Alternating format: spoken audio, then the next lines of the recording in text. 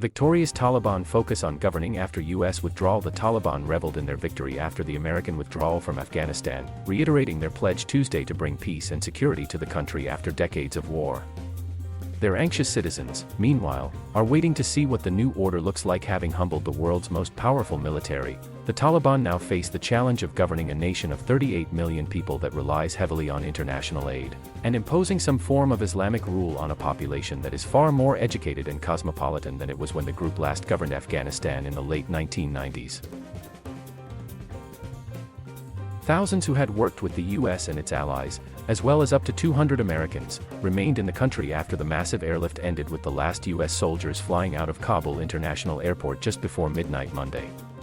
President Joe Biden defended his handling of the withdrawal, saying the U.S. government had reached out 19 times since March to encourage all American citizens in Afghanistan to leave.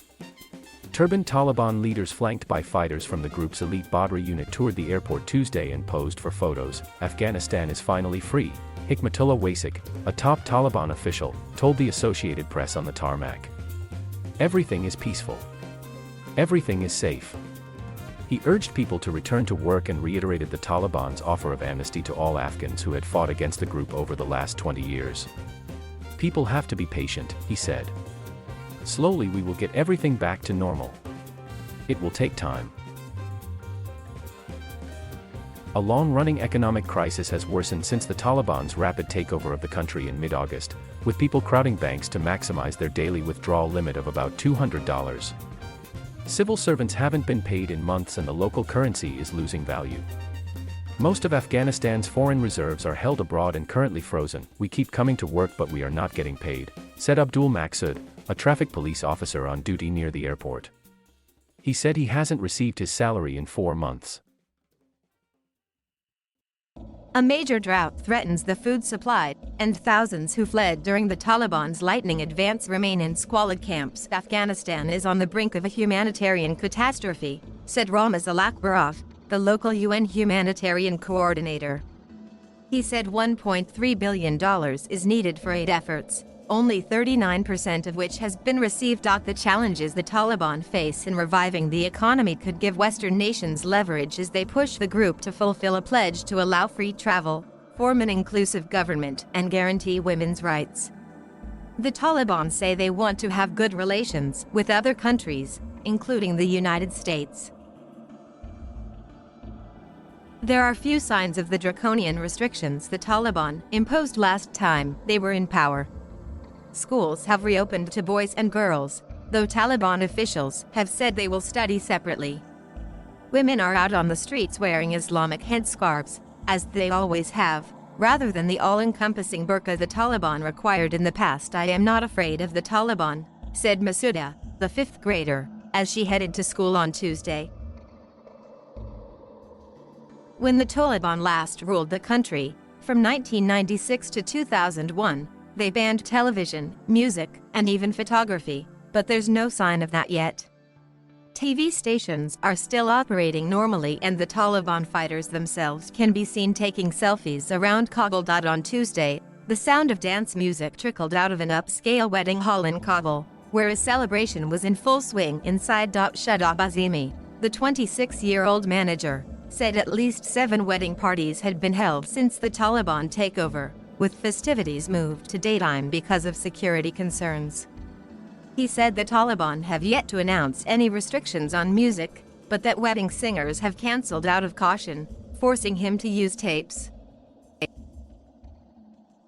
Azimi said a Taliban patrol stops by a couple times a day, but only to ask if he needs help with security. Unlike the now disbanded police of the toppled, Western-backed government, the Taliban don't ask for bribes. He said former officials, including police officers, were always asking us for money and forcing us to host their friends for lunches and dinners, he said. This is one of the positive points of the Taliban.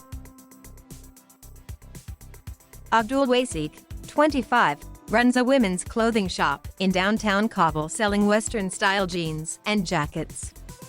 The Taliban have left him alone, but his clientele seems to have vanished and he's concerned about the banking crisis. Most of our customers who were buying these kinds of clothes are gone, evacuated from Kabul, he said. For now, The Taliban appear less interested in imposing restrictions on daily life than in getting the country running again, a task that could prove challenging to fighters who have spent most of their lives waging an insurgency in the countryside. They are expected to focus on the Kabul airport, where scenes of desperation and horror played out for weeks as tens of thousands fled in a massive US-led airlift. Early Tuesday, the airport was littered with artifacts of the withdrawal. Inside the terminal were scattered piles of clothes, luggage, and documents. Several CH-46 helicopters, used by American forces, were parked in a hangar. The U.S. military says it disabled 27 Humvees and 73 aircraft before leaving. Taliban spokesman Zabihullah Mujahid later said technical teams are repairing and cleaning the airport and advised people to avoid the area for the time being. The Taliban have said they will allow people with legal documents to travel freely, but it remains to be seen whether any commercial airlines will be willing to offer service. The Taliban are expected to hold talks with Qatar and Turkey on resuming airport operations. "I hope you will be very cautious in dealing with the nation," Mujahid said in a speech at the airport, addressing the Taliban fighters gathered there. "Our nation has suffered war and invasion, and the people do not have more tolerance." At the end of his remarks, the fighters shouted, "God is greatest." Despite billions of dollars in Western aid over the past 2 decades, more than half of Afghans survive on less than $1 a day. For the poorest, the change from one ruling system to another hardly matters in their daily struggle to survive. Sao Muhammad, 25, collects scrap metal and sells it to support his wife and 2-year-old daughter.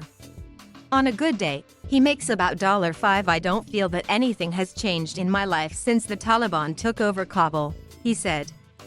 "I don't care about any of them, neither the Taliban, nor the government, nor the US. I would like peace in my country, nothing more."